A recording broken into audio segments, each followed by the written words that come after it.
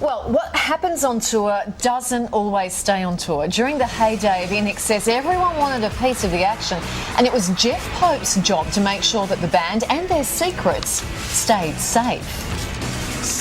For your own safety, please walk across the pitch. It was dealing with an assassination attempt on Michael Hutchins's life, or arresting Tim Farriss in Spain. Jeff experienced it all, and now he tells his side of the story. Yeah, the man himself joins us now in the studio. Welcome, Jeff. G'day, Jeff. Good morning, how are you? This is quite cool to have you here, absolutely. Thank you. Because your job was crucial to the survival of INXS, sometimes more than what people may realise. Let's kick it off with this attempt on Michael Hutchins's life, which I had never heard before, and involves a bomb threat. Yeah, we were in Germany.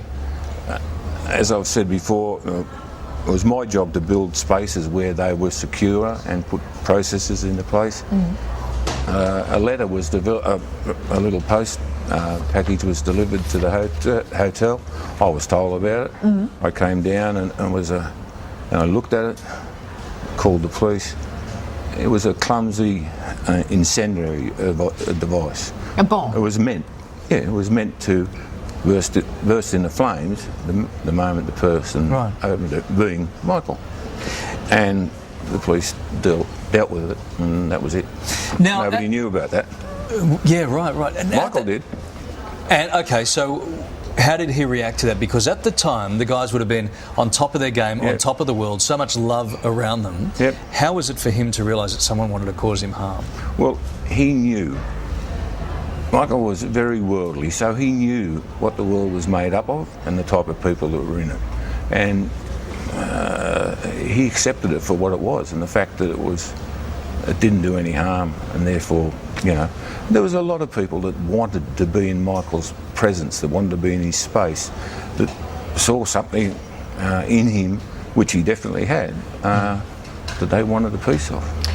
These guys became so well known and their faces recognisable everywhere. You'd think it would be pretty hard to lose them. But not so. Tell us about Brazil. Well, Michael and John got deeply immersed into the local culture. In Brazil. What does that mean? What does that mean when you say that? They weren't missing.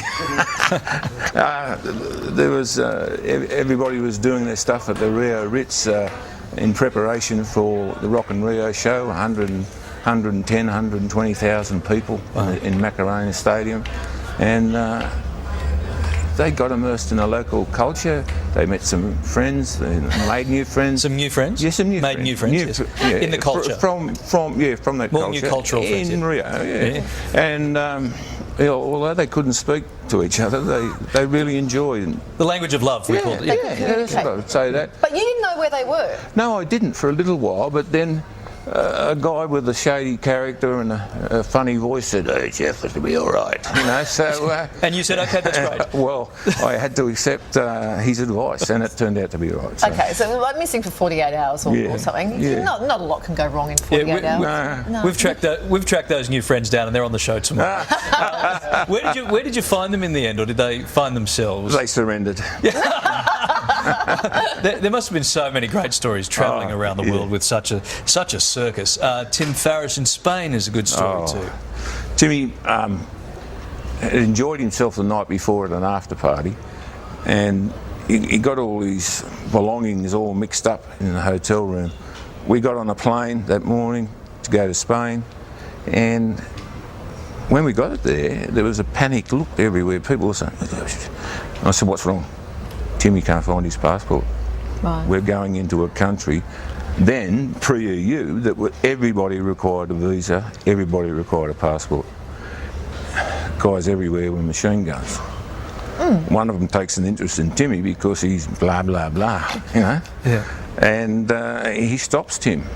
And I see what's going on, and I'm like, well, what am I going to do here? So I start moving over there and fumbling for things. And I pulled my identification out and I dropped that on the floor, and the guardsman looked at it and he said, "Policia." And I said, yes, and I'm taking this bloke with me.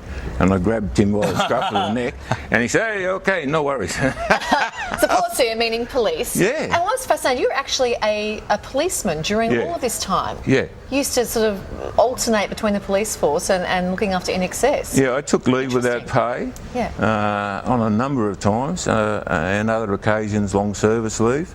I had to get permission to do it, and I got that permission. The Concert for Life, I got permission for that because it was a charity event for Victor Chang. The whole thing was about supporting the community, and I got lucky. I had some bosses in the police that liked INXS. And would do it for tickets and get us a signed album. Who knows? Every night, you would have to imagine, every night after a concert would be a big night for these guys. Yeah. So you would be in crash position every night, ready for something new and exciting and bizarre to happen, right? Yeah, they would have a tendency to wear me out because they go out in shifts. So I had every night, and they had nights off.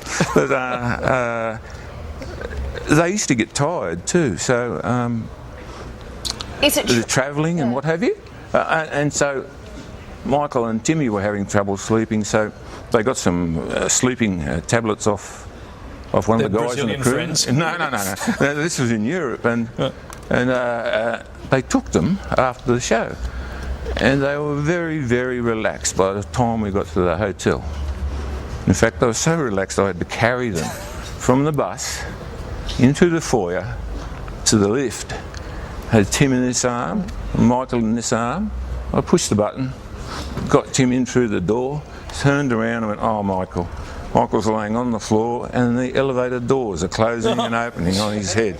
So I had to retrieve him and I took them home and tucked them into bed. No, okay. Is it true they would take turns in trying to lose you? Because as much as I'm sure they loved you, it'd be fun to lose you. They played tricks on me and did all sorts of things to me to make me nervous. Yeah. I guess that's what they paid me for. Yeah, they did lots of things like that. Yeah, they're a good bunch of blokes. Really good bunch of blokes. And talented. Yeah. Did you ever get have to get policey on them? Did you have to get, guys, we can't do that. We can't go there. You can't go there with those people or whatever. Yeah. How they respond to that? How long have you got? We got a lot. I had to tell them certain things weren't on, and that was it. There was no ifs or no buts about it. That's what you're paying me for. I'm going to tell you what you can't do. And your word was final. At their peak, what lengths would fans do to get close to them? Probably any lengths. We're talking like trying to hide in room service outfits? Yeah, room service. Room service would actually bring their children with them to meet INXS. So they brought their kids to work, so daddy and daughter day, things like that. Different people would always serve Michael, room service or what have you.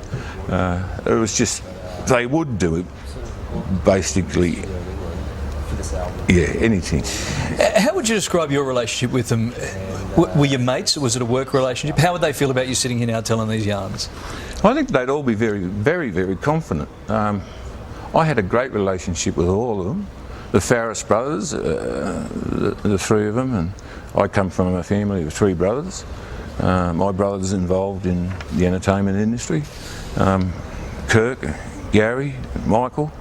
I formed a relationship with each one of them, and they're just normal Australian guys, and they really were, and that's why they blended in when they got home. They didn't really have that big pop star thing. Yeah, normal Aussie guys, but then if we look at them at Wembley, what a moment. Were you there for that? Yep. And take us through that. You would have had a few backup guys, I reckon, with you. Oh, yeah.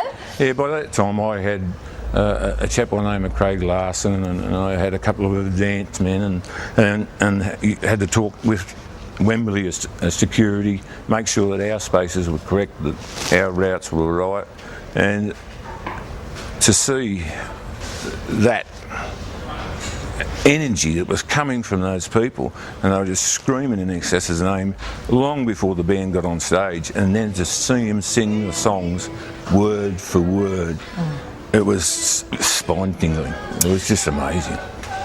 First thing that goes through your head, first thing that went through your head when you heard about Michael's death? Disbelief. I've still got no answer. I don't know. I really don't know. But it hurt, and it hurt all of them, and it hurt a lot of people all the way around the world because, I don't know, I don't think it was meant to happen. Where were you? How'd you hear about it? I think it was 97. I was working at Olympic security. Right. Yeah. Very, very sad. What is it that you're up to these days, Jeff? I'm retired.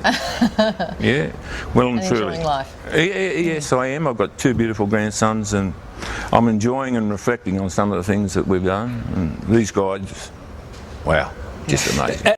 And are the grandkids like, oh, Dad, Grandpa, not that INXS story again? No, my kids, not that time. My kids do, but they were all right. They went backstage so many times. They thought it was pretty cool. Thank you. Yeah. Thanks for taking us right behind the scenes. It was an intriguing chat. Wish we had all day for that. Good to talk to you. I can see why they had you around. You're quite a calming influence. We've only been here for a couple of minutes. He's like Uncle Jeff. I reckon you go running to Uncle Jeff? I reckon 3 o'clock in the morning in Rio, he would change. That would all change. That would all change.